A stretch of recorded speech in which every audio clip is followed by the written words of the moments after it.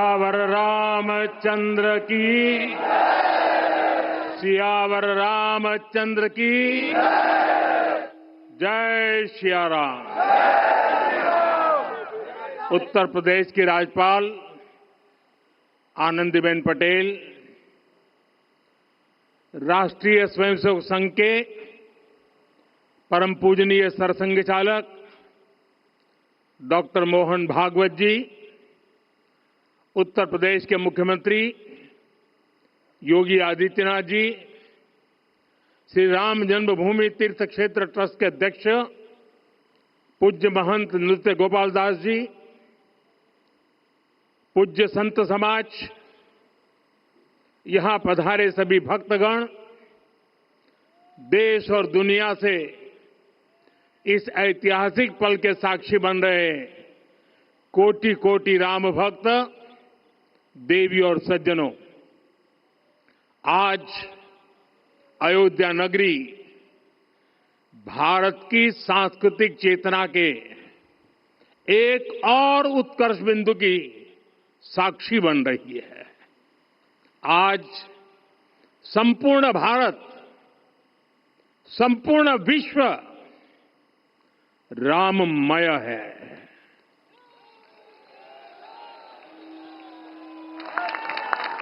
हर राम भक्त के हृदय में अद्वितीय संतोष है, असीम कृतज्ञता है, अपार अलौकिक आनंद है। सदियों के घाव भर रहे हैं, सदियों की वेदना आज विराम पा रही है, सदियों का संकल्प आज सिद्धि को प्राप्त हो रहा है। आज उस यज्ञ की पूर्णाहुति है जिसकी अग्नि 500 वर्ष तक प्रज्वलित रही, जो यज्ञ एक पल भी आस्था से डिगा नहीं, एक पल भी विश्वास से टूटा नहीं। आज भगवान श्री राम के गर्भगृह की अनंत ऊर्जा, श्री राम परिवार का दिव्य प्रताप इस धर्म ध्वजा के रूप में इस दिव्यतम भव्यतम मंदिर में प्रतिष्ठापित हुआ है। और साथियों, ये धर्म ध्वजा केवल एक ध्वजा नहीं, ये भारतीय सभ्यता के पुनर्जागरण का ध्वज है।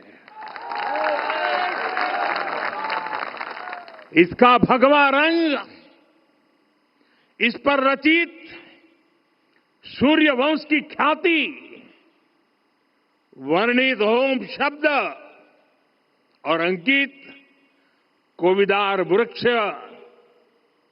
राम राज्य की कीर्ति को प्रतिरूपित करता है। ये ध्वज संकल्प है, ये ध्वज सफलता है, ये ध्वज संघर्ष से सृजन की गाथा है, ये ध्वज सदियों से चले आ रहे स्वप्नों का साकार स्वरूप है। ये ध्वज संतों की साधना और समाज की सहभागिता की सार्थक परिणति है। साथियों, आने वाली सदियों और सहस्त्र शताब्दियों तक ये धर्म ध्वज प्रभु राम के आदर्शों और सिद्धांतों का उद्घोष करेगा। ये धर्म ध्वज आह्वान करेगा, सत्यमेव जयते नानृतम, यानी जीत सत्य की ही होती है, असत्य की नहीं। ये धर्म ध्वज उद्घोष करेगा, सत्यम एक पदम, ब्रह्म सत्य धर्म प्रतिष्ठित, अर्थात सत्य ही ब्रह्म का स्वरूप है, सत्य में ही धर्म स्थापित है। ये धर्म ध्वज प्रेरणा बनेगा, प्राण जाए पर वचन न जाहि, अर्थात जो कहा जाए वही किया जाए।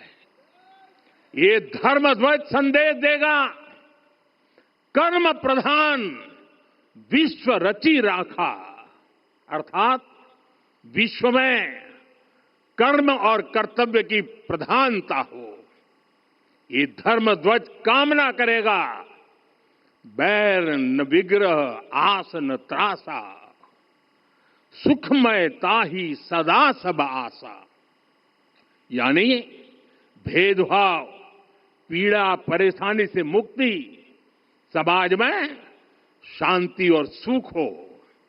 ये धर्म ध्वज हमें संकल्पित करेगा, नहीं दरिद्र को दुखी न दीना, यानी हम ऐसा समाज बनाएं जहां गरीबी न हो, कोई दुखी या लाचार न हो।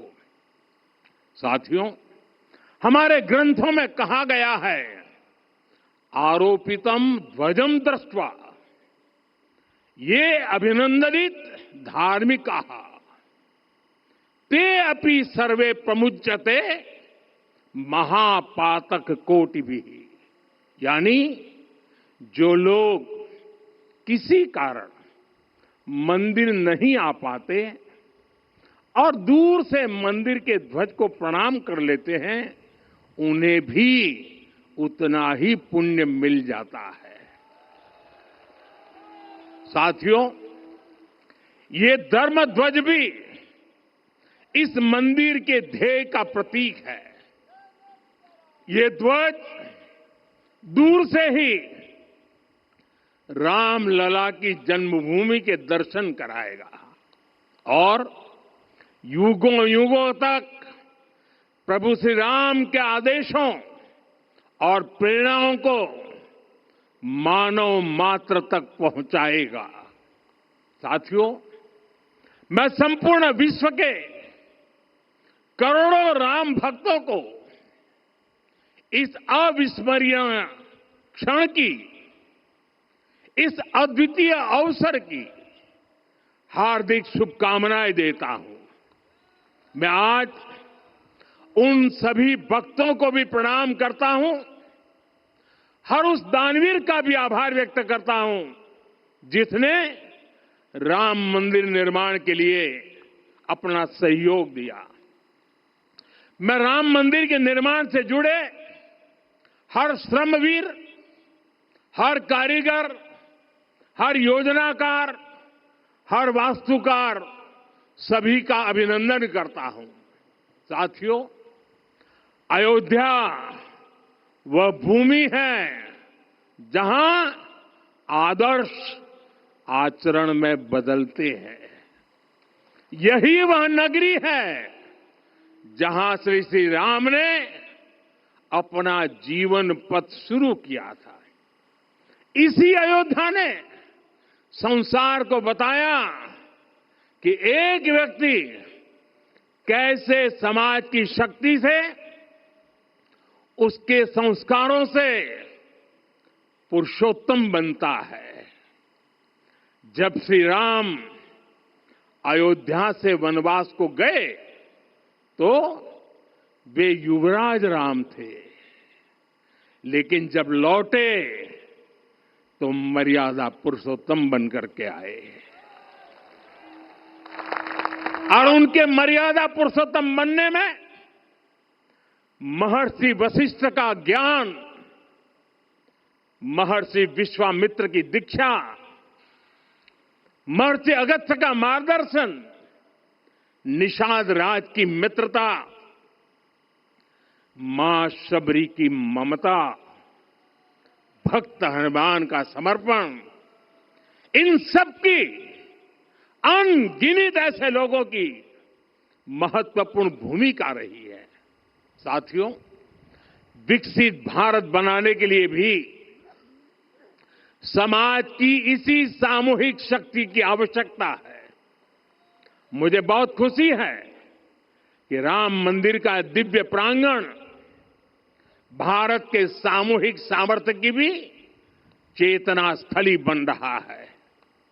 यहां 7 मंदिर बने हैं। यहां माता शबरी का मंदिर बना है, जो जनजातीय समाज के प्रेम भाव और आतिथ्य परंपरा की प्रतिमूर्ति है। यहां निषादराज का मंदिर बना है। ये उस मित्रता का साक्षी है जो साधन नहीं, साध्य को, उसकी भावना को पूजती है। यहां एक ही स्थान पर माता अहिल्या है, महर्षि वाल्मीकि है, महर्षि वशिष्ठ है, महर्षि विश्वामित्र है, महर्षि अगस्त्य है और संत तुलसीदास है। रामलला के साथ साथ इन सभी ऋषियों के दर्शन भी यहीं पर होते हैं। यहां जटायु जी और गिलहरी की मूर्तियां भी हैं, जो बड़े संकल्पों की सिद्धि के लिए हर छोटे से छोटे प्रयास के महत्व को दिखाती है। मैं आज हर देशवासी से कहूंगा कि वो जब भी राम मंदिर आए तो सप्त मंदिर के दर्शन भी अवश्य करें। ये मंदिर हमारी आस्था के साथ साथ मित्रता, कर्तव्य और सामाजिक सद्भाव के मूल्यों को भी शक्ति देते हैं। साथियों, हम सब जानते हैं, हमारे राम भेद से नहीं, भाव से जुड़ते हैं। उनके लिए व्यक्ति का कुल नहीं, उसकी भक्ति महत्वपूर्ण है। उन्हें वंश नहीं, मूल्य प्रिय है। उन्हें शक्ति नहीं, सहयोग महान लगता है। आज हम भी उसी भावना से आगे बढ़ रहे हैं। पिछले 11 वर्षों में महिला, दलित, पिछड़े, अति पिछड़े, आदिवासी, वंचित, किसान, श्रमिक, युवा, हर वर्ग को विकास के केंद्र में रखा गया है।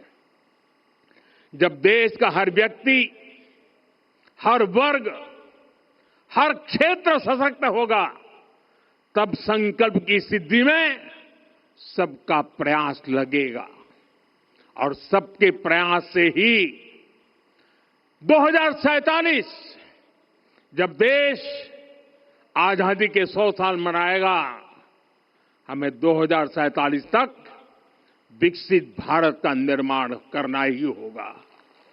साथियों, रामलला की प्राण प्रतिष्ठा के ऐतिहासिक अवसर पर मैंने राम से राष्ट्र के संकल्प की चर्चा की थी। मैंने कहा था कि हमें आने वाले 1000 वर्षों के लिए भारत की नींव मजबूत करनी है। हमें याद रखना है, जो सिर्फ वर्तमान का सोचते हैं वो आने वाली पीढ़ियों के साथ अन्याय करते हैं। हमें वर्तमान के साथ साथ भावी पीढ़ियों के बारे में भी सोचना है, क्योंकि हम जब नहीं थे ये देश तब भी था, जब हम नहीं रहेंगे ये देश तब भी रहेगा। हम एक जीवंत समाज है, हमें दूरदृष्टि के साथ ही काम करना होगा। हमें आने वाले दशकों, आने वाली सदियों को ध्यान में रखना ही होगा। और साथियों, इसके लिए भी हमें प्रभु राम से सीखना होगा। हमें उनके व्यक्तित्व को समझना होगा। हमें उनके व्यवहार को आत्मसात करना होगा। हमें याद रखना होगा, राम यानी आदर्श, राम यानी मर्यादा, राम यानी जीवन का सर्वोच्च चरित्र, राम यानी सत्य और पराक्रम का संगम। दिव्य गुणे शक्र समो रामः सत्य पराक्रमः। राम यानी धर्म पथ पर चलने वाला व्यक्तित्व। रामः सत्पुरुषो लोके सत्यः सत्यपरायणः। राम यानी जनता के सुख को सर्वोपरि रखना, प्रजा सुखत्वे चंद्रस्य। राम यानी धर्म और क्षमा का दरिया। वसुधाया क्षमा गुणे है। राम यानी ज्ञान और विवेक की पराकाष्ठा। बुद्धया बृहस्पते तुल्य। राम यानी कोमलता में दृढ़ता। मृदु पूर्वज भाषते। राम यानी कृतज्ञता का सर्वोच्च उदाहरण। कदाचन नोपकारेण कृति नैकेन तुष्यति। राम यानी श्रेष्ठ संगति का चयन। शीला वृद्धे ज्ञान वृद्धे वयोवृद्धे च सज्जने। राम यानी विनम्रता में महाबल। वीर्यवान च वीर्येण महता स्वेन विस्मितः। राम यानी सत्य का अडिग संकल्प। न च अनुत्र कथो विद्वान। राम यानी जागरूक, अनुशासित और निष्कपट मन। निस्तिंद्र अपम्रत च स्वदोष परदोषवित। साथियों, राम सिर्फ एक व्यक्ति नहीं, राम एक मूल्य है, एक मर्यादा है, एक दिशा है। अगर भारत को साल 2047 तक विकसित बनाना है, अगर समाज को सामर्थ्यवान बनाना है, तो हमें अपने भीतर राम को जगाना होगा। हमें अपने भीतर के राम की प्राण प्रतिष्ठा करनी होगी। और इस संकल्प के लिए आज से बेहतर दिन और क्या हो सकता है। साथियों, 25 नवंबर का यह ऐतिहासिक दिन अपनी विरासत पर गर्व का एक और अद्भुत क्षण लेकर आया है।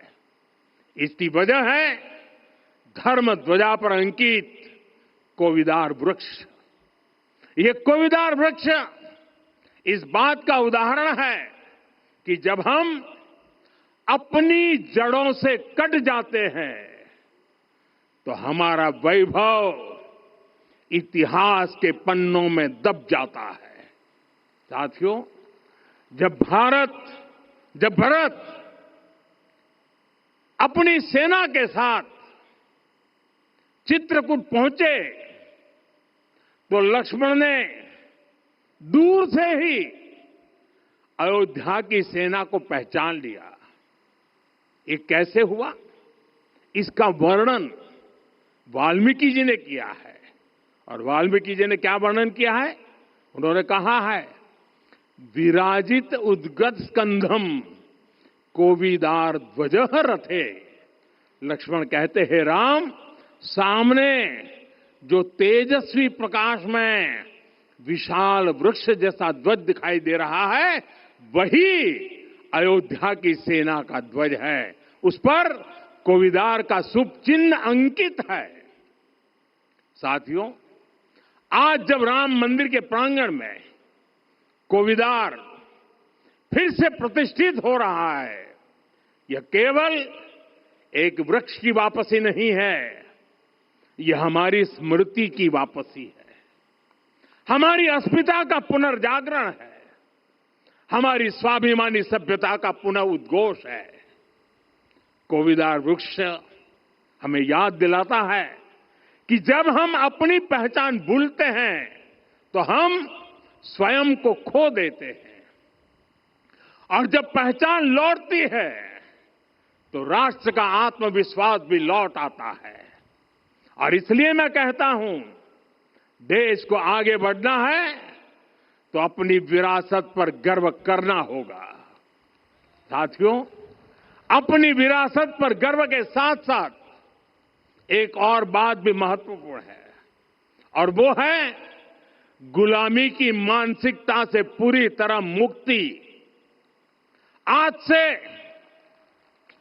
190 साल पहले 190 साल पहले साल 1835 में 1835 में मैकाले नाम के एक अंग्रेज ने भारत को अपनी जड़ों से उखाड़ने के बीज बोए थे। मैकाले ने भारत में मानसिक गुलामी की नींव रखी थी। 10 साल बाद यानी 2035 में उस अपवित्र घटना को 200 वर्ष पूरे हो रहे हैं।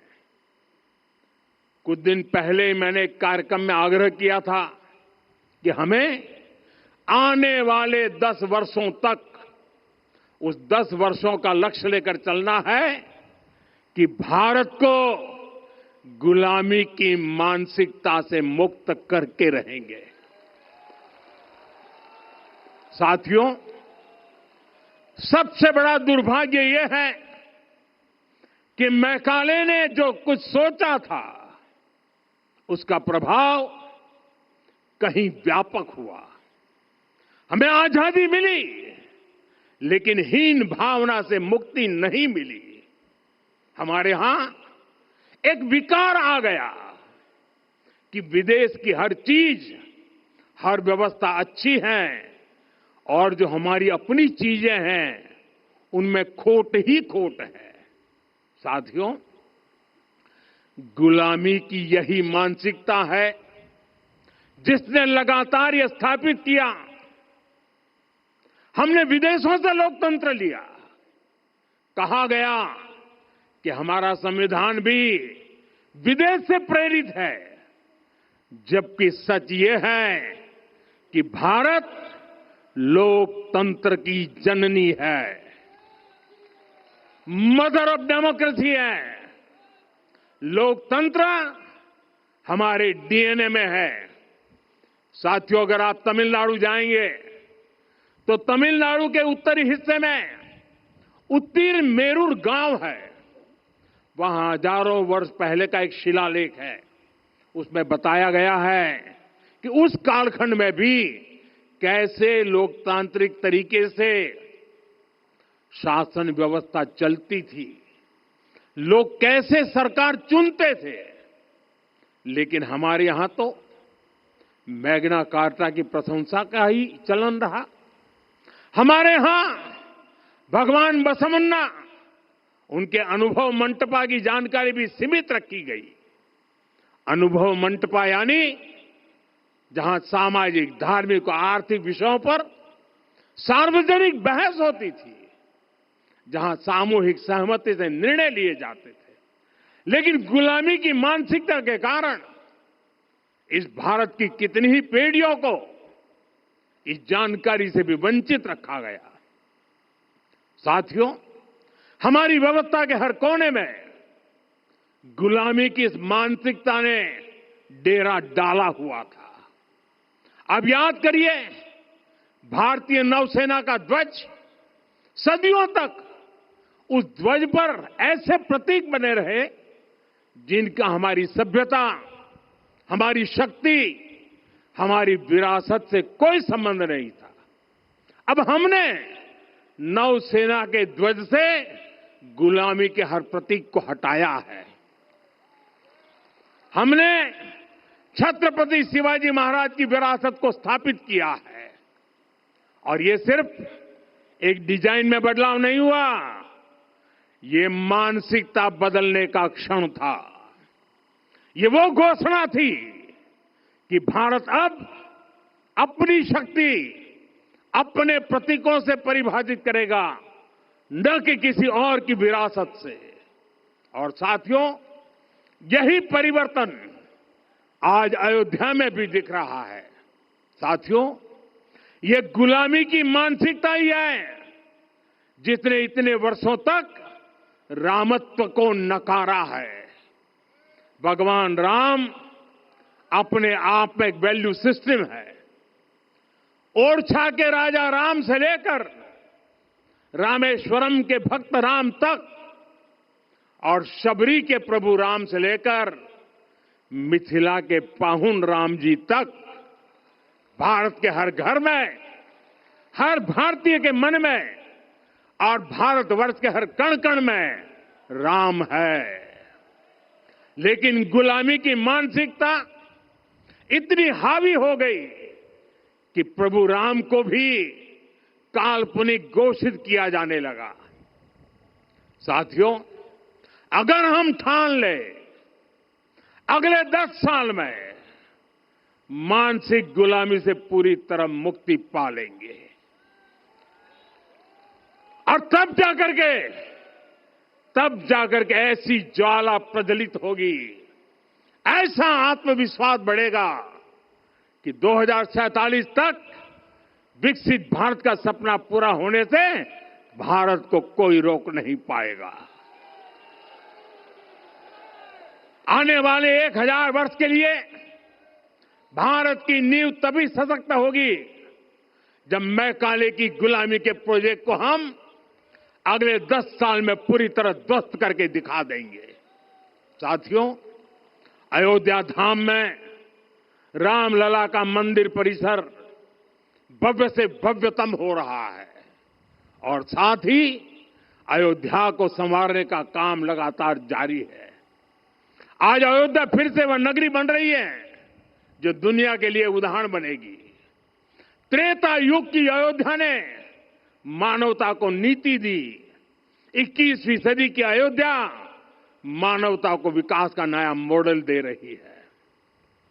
तब अयोध्या मर्यादा का केंद्र थी, अब अयोध्या विकसित भारत का मेरुदंड बनकर उभर रही है। साथियों, भविष्य की अयोध्या में पौराणिकता और नूतनता का संगम होगा। सरयू जी की अमृत धारा और विकास की धारा एक साथ बहेगी। यहां आध्यात्म और आर्टिफिशियल इंटेलिजेंस दोनों का तालमेल दिखेगा। राम पथ, भक्ति पथ और जन्मभूमि पथ से नई अयोध्या के दर्शन होते हैं। अयोध्या में भव्य एयरपोर्ट है। अयोध्या में आज शानदार रेलवे स्टेशन है। वंदे भारत और अमृत भारत एक्सप्रेस जैसी ट्रेनें अयोध्या को बाकी देश से जोड़ रही हैं।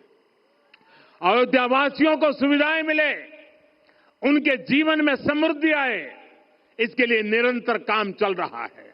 साथियों, जब से प्राण प्रतिष्ठा हुई है तब से लेकर आज तक करीब करीब 45 करोड़ श्रद्धालु यहां दर्शन के लिए आ चुके हैं। ये वो पवित्र भूमि है जहां 45 करोड़ लोगों के चरण रज पड़े हैं और इससे अयोध्या और आसपास के लोगों की आय में आर्थिक परिवर्तन आया है, वृद्धि हुई है। कभी अयोध्या विकास के पैमानों में बहुत पीछे थी, आज अयोध्या नगरी यूपी के अग्रणी शहरों में से एक बन रही है। साथियों, 21वीं सदी का आने वाला समय बहुत महत्वपूर्ण है। आजादी के बाद के 70 साल में भारत विश्व की 11वीं सबसे बड़ी अर्थव्यवस्था बना। 70 साल में 11वीं। लेकिन पिछले 11 साल में ही भारत विश्व की 5वीं सबसे बड़ी अर्थव्यवस्था बन चुका है। और वो दिन दूर नहीं जब भारत विश्व की 3री सबसे बड़ी अर्थव्यवस्था भी बन जाएगा। आने वाला समय नए अवसरों का है, नई संभावनाओं का है और इस अहम कालखंड में भी भगवान राम के विचार ही हमारी प्रेरणा बनेंगे। जब श्री राम के सामने रावण विजय जैसा विशाल लक्ष्य था, तब उन्होंने कहा था, सौरज धीरज ते ही रथ चाका, सत्यशील दृढ़ ध्वज पताका। बल विवेक दम परहित गोरे, क्षमा कृपा समता रजु जोरे। यानी रावण पर विजय पाने के लिए जो रथ चाहिए, शौर्य और धैर्य उसके पहिए हैं, उसकी ध्वजा सत्य और अच्छे आचरण की है, बल विवेक संयम और परोपकार इस रथ के घोड़े हैं। लगाम के रूप में क्षमा, दया और समता है जो रथ को सही दिशा में रखते हैं। साथियों, विकसित भारत की यात्रा को गति देने के लिए ऐसा ही रथ चाहिए, ऐसा रथ जिसके पहिए शौर्य और धैर्य हो, यानी चुनौतियों से टकराने का साहस भी हो और परिणाम आने तक दृढ़ता से डटे रहने का धैर्य भी हो। ऐसा रथ जिसकी ध्वजा सत्य और सर्वोच्च आचरण हो, यानी नीति, नियत और नैतिकता से समझौता कभी न हो। ऐसा रथ जिसके घोड़े बल विवेक संयम और परोपकार हो, यानी शक्ति भी हो, बुद्धि भी हो, अनुशासन भी हो और दूसरों के हित का भाव भी हो। ऐसा रथ जिसकी लगाम क्षमा, करुणा और संभाव हो, यानी जहां सफलता का अहंकार नहीं और असफलता में भी दूसरों के प्रति सम्मान बना रहे। और इसलिए मैं आदरपूर्वक कहता हूं, ये पल कंधे से कंधा मिलाने का है, ये पल गति बढ़ाने का है। हमें वो भारत बनाना है जो राम राज्य से प्रेरित हो, और ये तभी संभव है जब स्वयं हित से पहले देश हित होगा, जब राष्ट्र हित सर्वोपरि रहेगा। एक बार फिर आप सभी को बहुत बहुत शुभकामनाएं देता हूं। जय सिया राम, जय सिया राम, जय सिया राम। माननीय Prime Minister's powerful message